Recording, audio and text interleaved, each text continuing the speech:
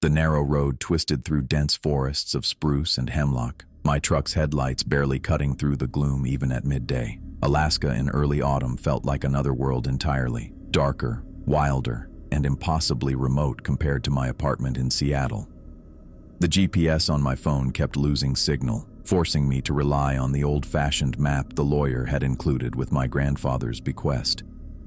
2 miles past the fork, right at the blue mailbox, I muttered, slowing as I spotted the rusted box tilting precariously at the edge of a gravel turnoff. I hadn't seen my grandfather Richard in almost 3 years before he died.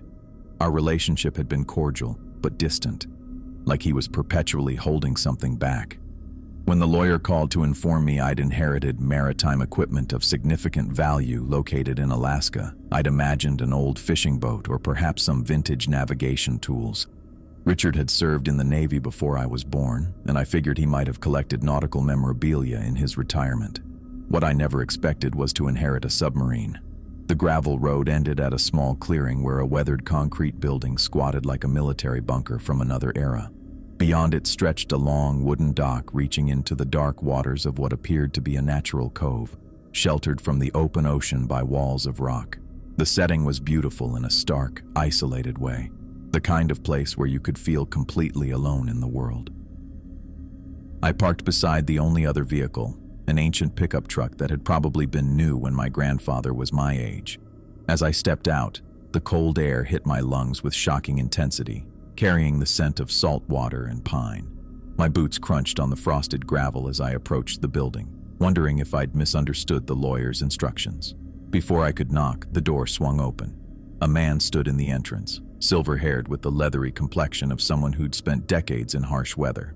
He wore heavy canvas work clothes and regarded me with a measured stare.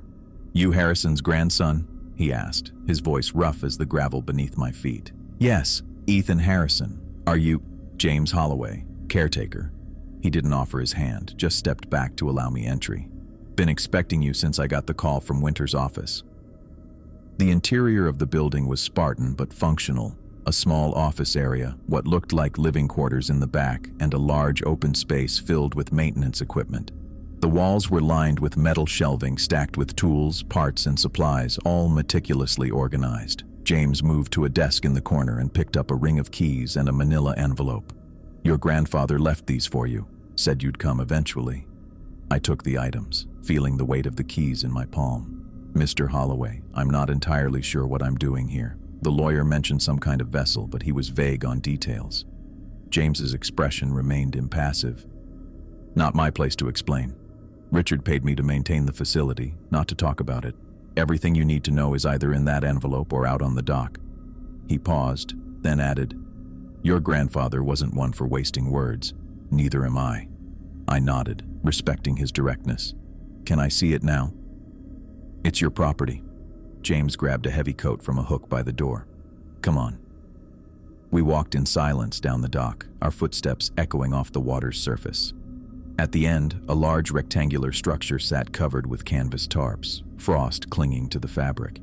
It was much bigger than I'd expected, at least 60 feet long. "He kept it maintained?" I asked, breaking the silence. James gave a curt nod. "Every system, inside and out. Fees for the facility are paid through 2025. Richard was thorough. I helped him remove the heavy tarps, pulling them away section by section. As the coverings fell away, I stopped and stared in disbelief. I'd expected rust, deterioration, the ravages of salt water and time on abandoned military surplus. Instead, I found gleaming metal, pristine paint, and a vessel that looked ready for immediate deployment. The submarine wasn't large by military standards, more like a research vessel, but its sleek black hull reflected the dim afternoon light with a mirror finish. No rust stained its sides, no barnacles clung to its surface. It looked like it could have been built yesterday. "This can't be right," I said, running my hand along the cold metal. "My grandfather had this for how long?" 23 years that I know of," James replied. "I've been here for 18. A low, barely perceptible hum emanated from the vessel, the unmistakable sound of electrical systems running. I turned to James, questioning. "He never shut it down," James explained. "Not completely. Said it needed to stay operational at all times." I struggled to find the right word. Unusual. James didn't respond, just walked to the side of the submarine and pointed to a hatch. Entry point. Your keys will work. I'll leave you to it. He turned to go, then paused. One more thing. Richard said if you decided to stay, to tell you there's a spare bedroom in the facility. No charge. Before I could ask any more questions, he was already walking back toward the building, shoulders hunched against the cold. I stood alone on the dock, the envelope clutched in one hand, keys in the other. After a moment of hesitation, I climbed up and located what appeared to be the main hatch. The key slid in smoothly, and with a twist, the locking mechanism disengaged with a soft click. The hatch opened easily, too easily for something supposedly unused.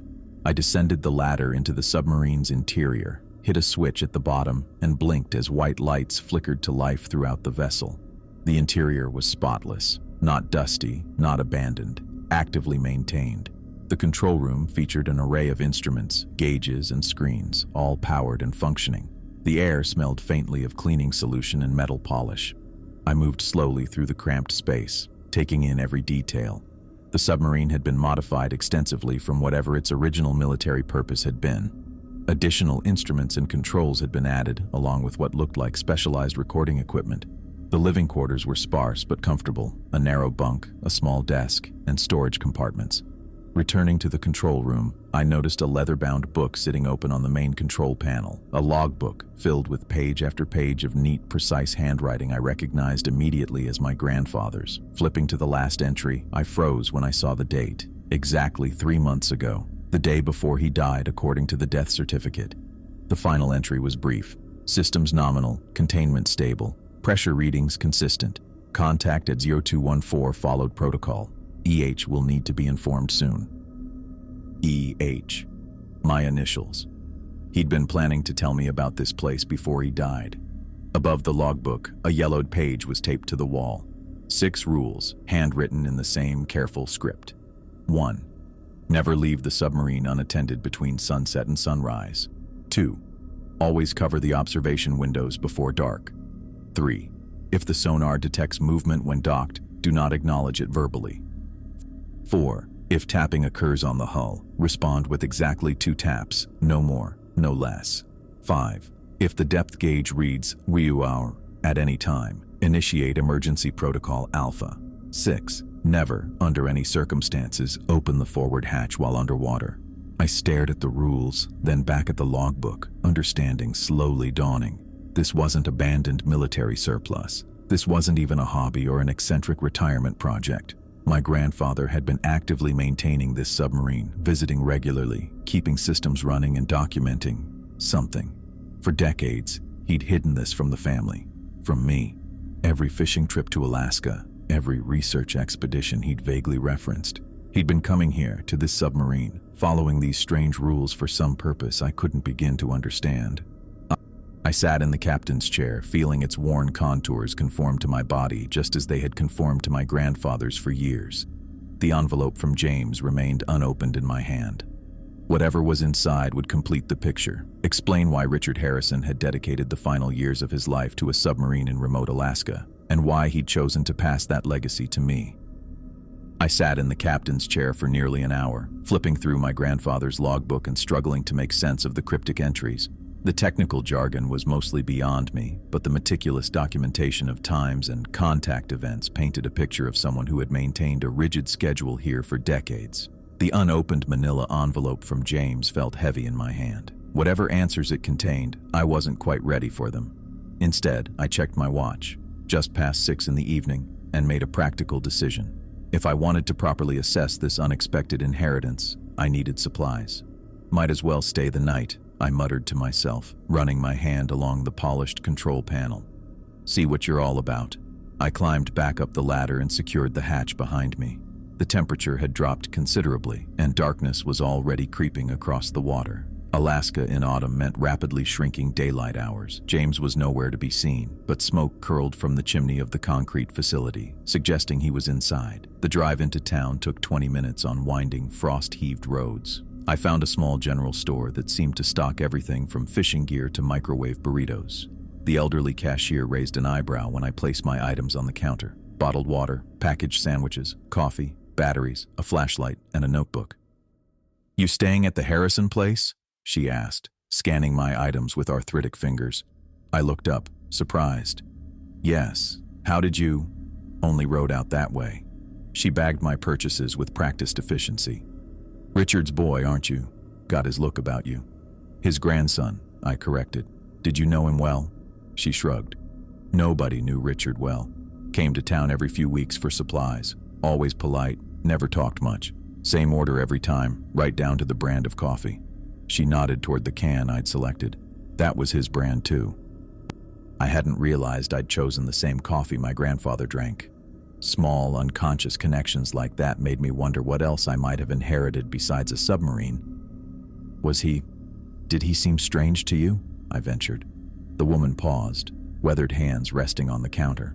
"Strange is relative in Alaska, son. Man keeps to himself, has his routines. Nobody thinks twice about it. Half the folks who live out here came to get away from something." "What do you think he was getting away from?" She handed me my change. "Never asked. Not my business. But whatever it was, kept him coming back to that dock for 20-some years. Regular as clockwork." I thanked her and headed back to my truck, the conversation adding another layer to the mystery.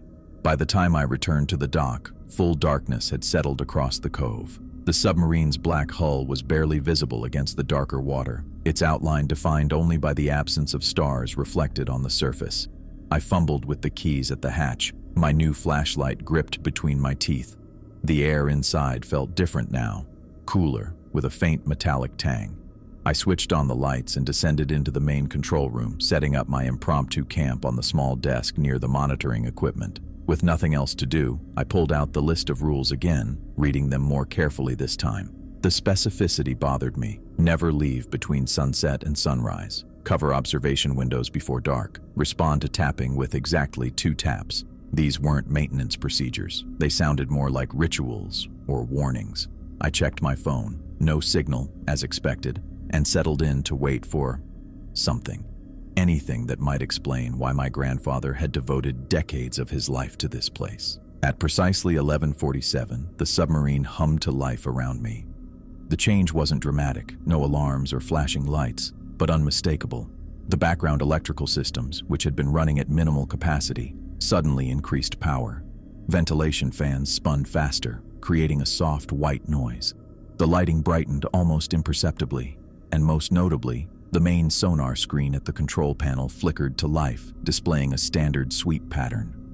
I moved to the controls, checking switches and settings. Everything appeared normal, except I hadn't touched anything. The systems had activated on some preset timer. Automated maintenance cycle, I wondered aloud, searching for a manual override. I found nothing obvious, no timer switches, no activation controls for this particular function. As I studied the instrument panel, my eyes kept returning to the 6 rules taped above. Rule number 3 stood out now. If the sonar detects movement when docked, do not acknowledge it verbally. Why include that unless movement while docked was expected, and why specify not to speak about it? At 12:23, the intercom system crackled to life with a burst of static that made me jump. "Navigation readings?" a voice asked through the speaker. Male, professional sounding like a radio operator. I froze, staring at the intercom panel. The submarine had no broadcasting capability according to the specs I'd skimmed earlier, and who would be calling for navigation readings from a docked vessel in the middle of the night? "Navigation readings requested," the voice repeated, slightly more insistent. I remembered Rule 3 and kept silent, though every instinct urged me to respond, to question, to make sense of this. Instead, I searched the submarine systematically, moving from the control room through the narrow corridors to check every compartment. Living quarters, storage, engine room, head, all empty, as expected. I was entirely alone on the vessel. Returning to the control room, I noticed the sonar screen had changed. It now showed multiple contacts moving beneath the submarine, large, organic shapes that appeared and disappeared at the edge of the sonar range. In the shallow water of a docked vessel, this made no sense. We were in a protected cove, barely 20 feet deep. These readings suggested massive objects moving at depth. I checked the equipment for malfunctions, finding none. The sonar system was in perfect working order, displaying impossible data with confident precision. At 1:15, the tapping started, soft at first, almost tentative. A gentle knock against the outer hull, like someone tapping a fingernail against metal. Then again, more distinctly. 3 taps in succession, followed by silence. Rule 4. If tapping occurs on the hull, respond with exactly 2 taps. No more, no less. My heart raced as I approached the hull section where the sound had originated. I raised my knuckles to the metal surface, hesitated, then rapped twice in clear succession. The response was immediate and absolute. Silence. No further tapping, no movement on the sonar, no voices on the intercom. The submarine hummed around me, systems running smoothly as if nothing unusual had occurred. I returned to the captain's chair, pulled my grandfather's logbook toward me, and opened to a new page. With deliberate care, I began documenting everything exactly as it had happened, noting the precise times and comparing them with similar entries from my grandfather's records. The patterns matched almost exactly. Systems activation at night, sonar contacts, communication attempts, and tapping at the hull. My grandfather had experienced the same phenomena month after month, year after year. By 3 in the morning, I sat back in the chair, running my hands through my hair as I stared at the control panel. The realization had been building slowly over the hours, but now solidified into certainty. These weren't mechanical malfunctions. They weren't random anomalies or coincidences. They were contact attempts. Deliberate, patterned, intelligent. Something was out there. Something that visited this submarine nightly. Something that had been interacting with my grandfather for years.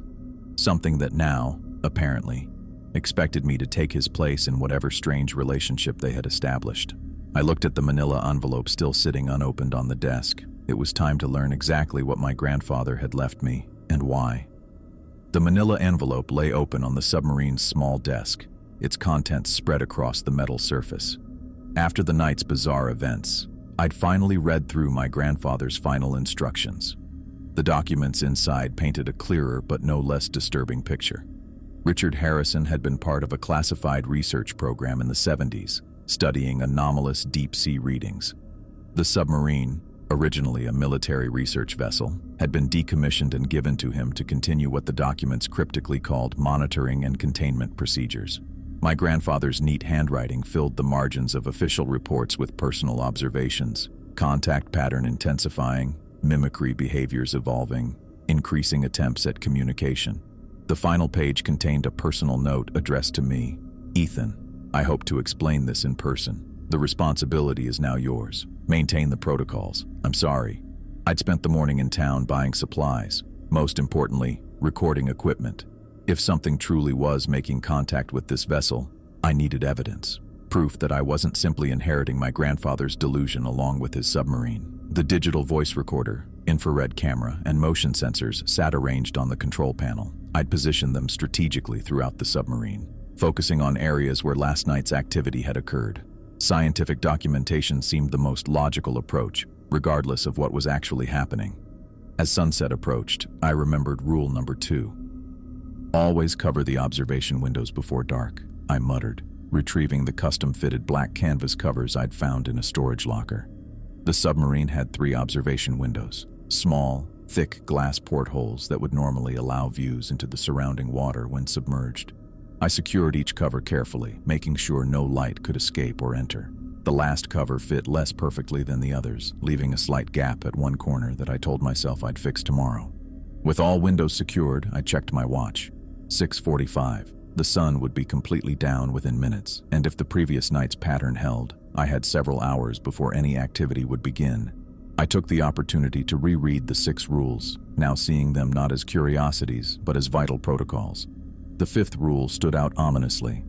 If the depth gauge reads Aviron at any time, initiate emergency protocol alpha. I located the protocol manual in a waterproof case beneath the captain's chair. Emergency protocol alpha was straightforward but puzzling. Immediate activation of all ballast systems, full power to engines, and rapid ascent procedures.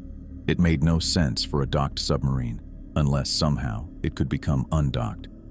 The thought seemed absurd in daylight, less so as darkness fell. At 9:15, the same automated systems activation occurred. The gentle hum of increased power, ventilation fans spinning up, and the sonar screen illuminating with its sweep pattern. I turned on all my recording devices and settled into the captain's chair with my grandfather's logbook and a fresh notebook of my own. The first abnormal reading came at 10:30. The depth gauge, which had been showing 0 since I'd arrived, exactly what you'd expect from a vessel at surface level, suddenly jumped to 37 feet. I stared at it in disbelief, tapping the glass cover. It continued climbing. 52 feet, 78 feet, 104 feet. That's impossible, I said aloud, checking the hull pressure readings. They remained normal, consistent with a docked vessel. I moved through the submarine, confirming what I already knew. We remained securely tied to the dock, floating on the surface of the cove. Yet the depth gauge continued to climb, eventually settling at 326 feet, far deeper than the shallow cove could possibly be. I documented the anomaly in my notebook, noting the exact time and checking that my digital recorder was capturing everything. Outside, through the submarine's hull, I could hear the gentle lapping of waves against the dock pilings, the normal sounds of a vessel at rest on the surface. At 11:45, the intercom system activated with a burst of static. This time, instead of the professional-sounding operator, whispers filled the control room, multiple voices speaking rapidly in what sounded like no language I'd ever heard. The cadence was wrong, the phonemes impossible for a human mouth to produce. I checked the recording equipment, confirming the digital recorder's lights were flashing as it captured the audio. The whispers continued for approximately 30 seconds, then ceased abruptly, replaced by a single, horrifyingly familiar voice. "Ethan, leave now, tonight. Don't look back." It was my grandfather's voice, the same distinctive timbre and cadence I remembered from childhood. Not a recording, not a mechanical reproduction, but as if Richard Harrison himself were speaking directly through the intercom. "Get out while you still can. They know you're not ready." My hands shook as I made a note of the exact wording. The voice, whatever it was, knew my name, knew I was unprepared for whatever was happening. I checked the intercom system again, finding no possible source for the transmission. The sonar screen flickered, then stabilized, showing multiple contacts surrounding the submarine. Massive shapes, some easily 50 feet in length, circling in a pattern too regular to be natural ocean predators. They moved with eerie coordination, maintaining exact distances from each other and the submarine. I studied their movement, comparing it to known patterns of marine life. Whales, sharks, even giant squid. None moved with this mathematical precision, this deliberate formation. The entities, for lack of a better term, continued their circuit for nearly an hour, their paths creating what looked almost like symbols when traced on the screen. Water sounds against the hull changed subtly, no longer the gentle lapping of surface waves, but a deeper, more resonant vibration, as if we truly were deep below the surface.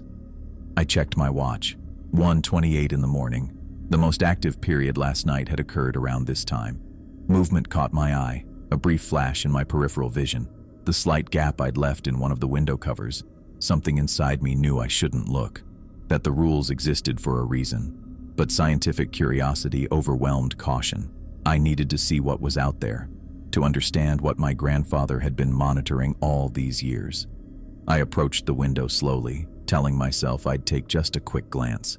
The gap was small, barely a quarter inch where the cover didn't quite meet the frame. Pressing my eye to the opening, I expected to see darkness, perhaps the dim outline of the dock illuminated by starlight. Instead, I saw only blackness, the absolute darkness of deep water. And then, emerging from that darkness, a face pressed against the glass from the outside. Not a fish, not any marine creature I could name. A human face with familiar features that caused my breath to catch. A younger version of my grandfather, perhaps in his 30s, when he would have been in the Navy. The eyes were wrong though, too wide, the pupils expanding to fill the entire eye with blackness.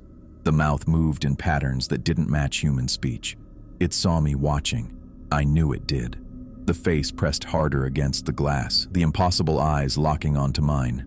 It tapped against the window, 3 distinct taps in rapid succession, but I was frozen, unable to move or respond. The entity tapped again, this time 5 times in a complex rhythm. Still, I couldn't bring myself to follow the protocol, transfixed by the familiar yet utterly wrong face staring at me from waters that couldn't possibly exist outside the docked submarine. The consequences were immediate and violent. The entire submarine shuddered as if struck by a massive force. I was thrown against the opposite wall, pain shooting through my shoulder at the impact. Emergency systems blared to life, red warning lights bathing the interior in crimson. Alarms shrieked as I struggled to my feet, stumbling back to the control panel. Every warning light flashed: hull integrity, pressure warnings, ballast system alerts. The depth gauge spun wildly before stopping on 3 glowing zeros. 0. The 5th rule: the emergency condition. Before I could locate the protocol manual again, I felt it, the unmistakable sensation of water against my shoes. Looking down, I saw water seeping through seals that should have been watertight, forming puddles on the metal floor that grew larger by the second. The submarine groaned, a deep, structural sound of metal under stress. The pressure gauges showed rapidly increasing external pressure consistent with a deep-sea dive, while the view through the small gap in the window covering showed only darkness. With growing horror, I realized what was happening. Somehow, impossibly, the submarine was submerging, descending into depths that couldn't exist in the shallow cove, while still physically attached to the dock above. The water continued rising around my ankles as the red emergency lights pulsed in rhythm with the blaring alarms. Through the hull, I could hear something else now, not tapping, but a sound like fingers dragging across metal, hundreds of them, surrounding the vessel on all sides. The depth gauge continued to display $1,000. Not a reading, I now understood, but a warning. Whatever $1,000 meant in my grandfather's system, it signified something far worse than a simple mechanical malfunction. It was a boundary being crossed, a barrier failing, and I had no idea how to stop it. The water continued rising around my ankles as the red warning lights bathed the submarine in pulsing crimson. I forced myself to focus through the panic. My grandfather had prepared for this. He must have. Emergency Protocol Alpha. The words echoed in my mind as I sloshed through the ankle-deep water to the captain's chair, yanking open the waterproof case beneath it. The manual fell open to a tabbed page, the ink still crisp despite its age. Emergency Protocol Alpha. Immediate activation of all ballast systems. Full power to engines. Initiate rapid ascent. My hands flew across the control panel, following the step-by-step instructions. I pulled levers, pushed buttons, and turned keys in the exact sequence outlined in the manual. The submarine's engines roared to life with unexpected power, vibrating through the metal floor. Compressed air hissed loudly as it forced water from the ballast tanks. For a terrible moment, nothing changed. The water continued seeping in, now halfway to my knees. The pressure gauges still showed readings consistent with impossible depths. The dragging sounds against the hull intensified. Hundreds of finger-like appendages scraping across metal with increasing urgency. Then, with a violent lurch that nearly threw me to the floor again, the submarine began to rise. The ascent wasn't smooth. The vessel shuddered and groaned, metal creaking under strain as if fighting against something that didn't want to let go. I gripped the edge of the control panel, watching the depth readings fluctuate wildly before settling on normal surface measurements. The warning light switched from red to standard illumination, and the alarms fell silent. Water stopped pouring in, leaving about 2 inches across the submarine's floor. I stood motionless, listening. The scraping sounds had ceased, replaced by the normal lapping of waves against a docked vessel. I checked my watch. 3:45 in the morning. Just 15 minutes had passed since the depth gauge had shown Mars, though it felt like hours.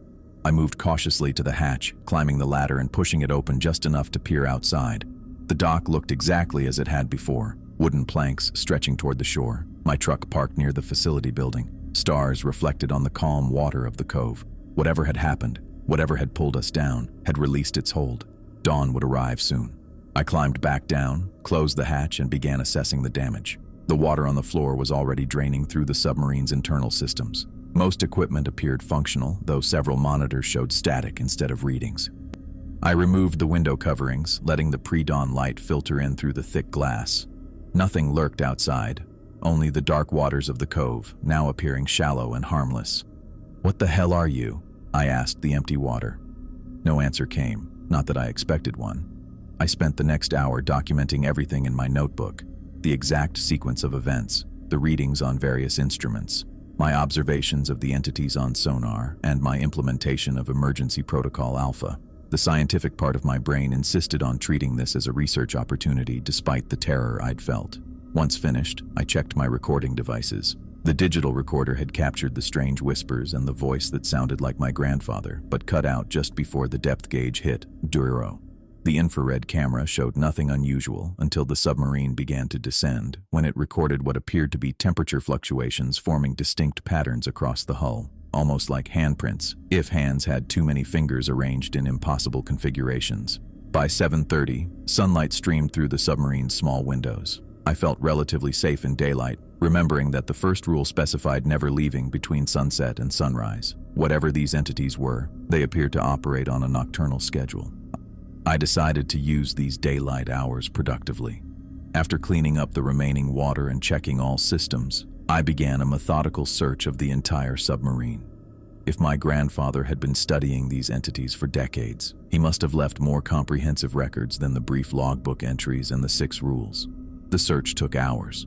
I examined every storage compartment, looked behind access panels, and checked for hidden spaces beneath equipment. By early afternoon, I had found nothing beyond standard submarine components and the maintenance supplies my grandfather had meticulously organized. I returned to the control room, frustration mounting. Sitting in the captain's chair, I stared at the control panel where the 6 rules were taped, the rules that had saved my life when I followed them and nearly got me killed when I didn't. Something about the panel's layout caught my attention. The spacing between instrument clusters seemed slightly off, a few millimeters wider on the right side than the left. Without that framework of precision engineering as context, I never would have noticed. I ran my fingers along the edge of the panel, feeling for inconsistencies. Near the bottom right corner, my fingertips detected a slight seam that shouldn't have been there. Pressing firmly, I felt something give way with a soft click. A section of the panel slid upward, revealing a hidden compartment built into the submarine's structure. Inside sat a stack of leather-bound books identical to the logbook I'd found earlier, but there were 12 of them, not one. Next to them was a metal box sealed with a combination lock. I pulled out the books and arranged them chronologically based on the dates written on their spines. The earliest went back 23 years, to when my grandfather first acquired the submarine. The most recent contained entries up to 3 days before his death. The first book began differently than I expected. Rather than a log entry, it opened with what appeared to be a mission statement in my grandfather's precise handwriting. This record serves as documentation of contact events with entities designated deep visitors. All observations are classified under protocol Midnight Tide. In the event of my death or incapacitation, this record will pass to my designated successor, along with containment responsibilities. I turned the page and began reading. The early entries described my grandfather's background as a Navy sonar specialist who had been recruited into a classified program investigating anomalous readings in Pacific trenches. What they discovered defied conventional explanation, patterns that couldn't be produced by any known marine life, signals that appeared to respond intelligently to human activity. The submarine had been specially modified to study these phenomena, with systems designed to detect, record, and, most importantly, contain whatever was producing these signals. According to my grandfather's notes, the research team had initially believed they were studying a new form of deep-sea life, perhaps a previously undiscovered species with unusual communication abilities. That theory collapsed during what my grandfather called the breach event of 1999. Something had made contact with their research vessel directly, something that communicated not through sound, but through a form of mimicry that extended to human voices, memories, and even physical appearances. Following this event, the military officially abandoned the research program, but not before converting this submarine into what my grandfather called a containment vessel. He had been chosen to maintain it due to his experience with the entities and his isolated property with private water access. I continued reading through the afternoon, absorbing 23 years of documented encounters. My grandfather described patterns of behavior that evolved over time, from simple mimicry to complex communication attempts, from random contacts to deliberate testing of boundaries. He noted that the submarine itself seemed to function as both a beacon and a barrier, drawing the entities but also preventing them from fully manifesting in our reality. The most disturbing entries detailed the entities' growing intelligence. They had learned to manipulate electromagnetic systems, to create convincing facsimiles of human voices, and most alarmingly, to temporarily alter local physical laws, explaining how a submarine docked in shallow water could experience deep-sea pressures. The final logbook contained my grandfather's deteriorating health observations alongside the entity contact records. He knew he was dying but remained committed to maintaining the protocols. The last few entries mentioned me repeatedly. Ethan must be informed. The containment cannot fail simply because I'm no longer here to maintain it. The succession must be handled carefully. The entities will test a new operator extensively. They remember patterns, voices, behaviors. They will know he is not me. The final entry, dated 3 days before his death, read, "Arrangements made with James to deliver materials to Ethan after my passing. The submarine's automated systems will maintain basic containment, but active protocols require human implementation. The alternative is unacceptable. I hope he forgives me for this burden." I closed the book, understanding at last what I had inherited. Not a vessel, not a piece of maritime equipment, but a responsibility. A containment system for something that existed at the boundary of our reality, something that required constant vigilance. The metal box with the combination lock sat on the desk beside me. After some consideration, I tried my grandfather's birth date. The lock didn't open. I tried my birth date, then my father's, then the date my grandfather acquired the submarine. Nothing worked. On a hunch, I input the numeric sequence that corresponded to the letters in my name: 3, 28, 114. The lock clicked open. Inside was a single envelope and a key unlike any I'd seen on the submarine so far. The envelope contained a letter addressed to me, written in my grandfather's hand. "Ethan, if you're reading this, you've already encountered them. I imagine you have questions, more than I can answer in a letter. The logs will provide the data, but not the why of all this. I was given this responsibility because I'd already seen them, already knew what we were dealing with. I'm giving it to you because I have no choice. Someone must maintain the protocols, and blood seems to matter to them. They recognize family connections. They remember generations. The submarine is more than a vessel. It's a boundary maintenance system. Its design incorporates technologies we don't fully understand, recovered from the same trench where we first encountered the entities. The automated systems handle basic containment, but human interaction is necessary to maintain the boundary's integrity. They test the barriers constantly. They learn from each interaction. They remember patterns and adapt to changes in routine. Most importantly, they recognize when the operator is inexperienced. Your first few nights will be the most dangerous. They will push harder, test more aggressively, follow the protocols exactly. Do not deviate, no matter what you see or hear. Do not trust familiar voices or faces. They use what they find in your memories. The key opens a secured case in the forward compartment containing emergency measures should containment fail completely. I pray you never need them. I'm sorry to leave you this burden. If I had any other option, I would have taken it. Richard. I studied the key, turning it over in my hand. Part of me wanted to find the case immediately, to know what emergency measures my grandfather had prepared. Another part preferred not knowing unless absolutely necessary. Before I could decide, I noticed the time on my watch. 5:45 in the evening. Sunset would come soon. I moved quickly through the submarine, replacing the window coverings more carefully this time, ensuring no gaps remained. I checked the ballast systems and confirmed all emergency protocols were ready for immediate activation if needed. At exactly 6 o'clock, a full 3.5 hours earlier than the previous night, the submarine's systems activated. The familiar hum of increased power, ventilation fans spinning up, sonar screen illuminating. But something was different this time. The sonar showed not just a few contacts, but dozens, all gathering beneath the dock in a precise formation. I sat in the captain's chair, my grandfather's logs and letters spread before me, and accepted the reality of my situation. I hadn't inherited a valuable piece of maritime equipment. I'd inherited guardianship of a boundary between worlds, a responsibility that would require constant vigilance against entities that were already adapting to my presence. They were gathering earlier tonight, somehow aware that the submarine's new operator lacked experience. I wondered what else they knew about me, and what they planned to do with that knowledge. The entities had gathered earlier tonight, a fact that weighed heavily on my mind as I rechecked the window coverings for the third time. I'd spent the remaining daylight hours studying my grandfather's logs, absorbing 2 decades of observations and protocols. With night falling, I now understood that the submarine wasn't just monitoring these deep visitors, as my grandfather called them. It was actively containing them. The system activated again at 9:30. Not just the standard hum of increased power and illuminated sonar, but something more deliberate. A pattern of lights across the control panel blinked in sequence. 3 short, 2 long, 3 short. SOS in Morse code. The communication wasn't subtle anymore. I documented it in my notebook, adding the exact time and duration. The pattern repeated 3 times before stopping, replaced by a new sound coming through the intercom system. Ethan Harrison, new operator, unverified. The voice wasn't human.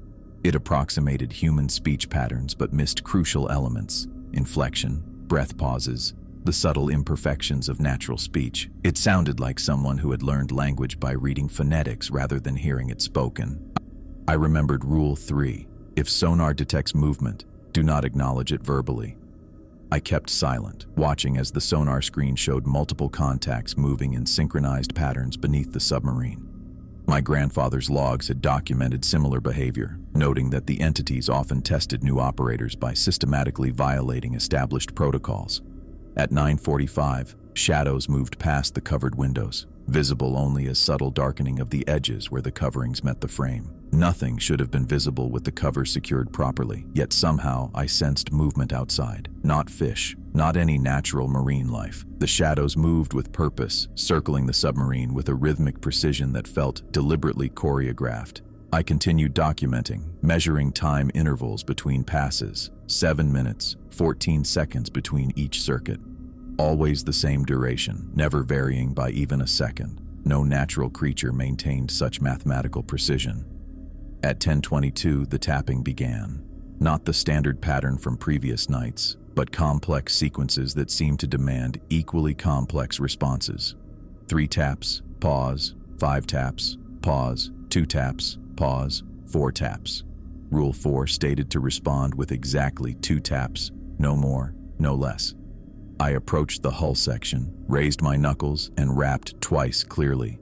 The tapping immediately stopped, replaced by a deep vibration through the hull that made my teeth ache. Then it resumed with a new pattern. 2 taps, pause, 4 taps, pause, 8 taps, pause, 16 taps. A doubling sequence, a mathematical communication attempting to establish intelligence. I maintained the protocol, responding with exactly 2 taps regardless of the increasingly complex pattern sent my way. My grandfather's logs had warned about this. The entities trying to establish new communication patterns, trying to change the rules of engagement. Each successful change represented a weakening of containment. The depth gauge began to fluctuate wildly, jumping from 0 to 500 feet and back again in seconds. Water pressure alarms blared despite the submarine remaining visibly docked. Through one of the small portholes where I'd pulled back a corner of the covering, I could see the wooden dock still securely attached to the submarine. Yet all instruments indicated we were experiencing deep-sea conditions. Reality itself seemed to bend around the vessel, creating a pocket where 2 incompatible environments existed simultaneously. The submarine remained physically in the cove while experiencing conditions from somewhere else entirely. At 11:15, after nearly 2 hours of escalating phenomena, I noticed something I'd missed in my earlier searches. A sealed envelope taped to the underside of the navigation table. My name was written across it in my grandfather's handwriting, with a single instruction: open when they test the forward hatch. As if on cue, a new sound emerged from the front of the submarine, a heavy, methodical pounding against the forward hatch. Not the delicate tapping from before, but powerful impacts that vibrated through the entire vessel. I tore open the envelope, unfolding a letter written in my grandfather's increasingly shaky hand. Ethan, if you're reading this, they've begun testing the forward hatch. This is the most serious challenge you'll face. What I couldn't explain in the logs is the true nature of the forward compartment. The submarine's original design has been extensively modified. The forward hatch doesn't open to the water of the cove as you might expect. It contains what the original research team called a persistent spatial anomaly, a direct connection to the deep ocean trench where we first encountered these entities. The physical laws governing this connection defy conventional explanation. Opening that hatch while the entities are active would create a permanent breach between their reality and ours. The consequences would extend far beyond the submarine or the cove. The entities know this. They will attempt to manipulate you into opening it. They will use voices of people you love, create emergencies that seem to require evacuation through that hatch, or attempt to override the locking mechanisms directly. Under no circumstances should that hatch be opened between sunset and sunrise. The standard locking mechanisms have been reinforced with specialized containment technology, but they require human oversight to maintain integrity. This is the true purpose of the submarine, not just to study these entities, but to maintain the barrier between worlds. The night hours are when the boundary thins naturally. The submarine systems strengthen it, and your adherence to protocols reinforces the technology. I'm sorry I couldn't tell you everything at once. Some knowledge is too dangerous until you've seen them test the boundaries yourself. Richard. I folded the letter carefully, placing it with the logs. The pounding on the forward hatch continued, growing more insistent. I made my way forward through the submarine, stopping at the sealed bulkhead that separated the forward compartment from the rest of the vessel. The hatch beyond that bulkhead looked like standard submarine equipment, metal with a spinning wheel lock and rubber seals. But knowing what lay beyond changed everything. Not the waters of the cove, but a direct connection to a deep-sea trench thousands of miles away. A tear in reality that somehow connected to this specific submarine. The banging stopped abruptly. In the silence that followed, I heard a new voice through the forward compartment intercom. My mother's voice, perfect in every detail. "Ethan, honey, can you hear me? Something's wrong. I need you to open the door."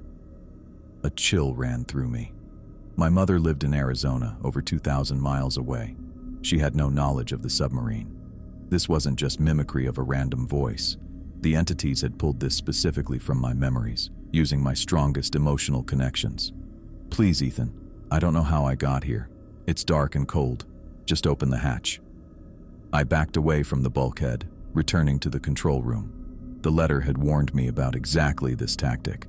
My grandfather's logs documented similar attempts, the entities using voices of his late wife, his military commanders, even his childhood friends. They pulled these voices from memory somehow, using them to create emotional leverage.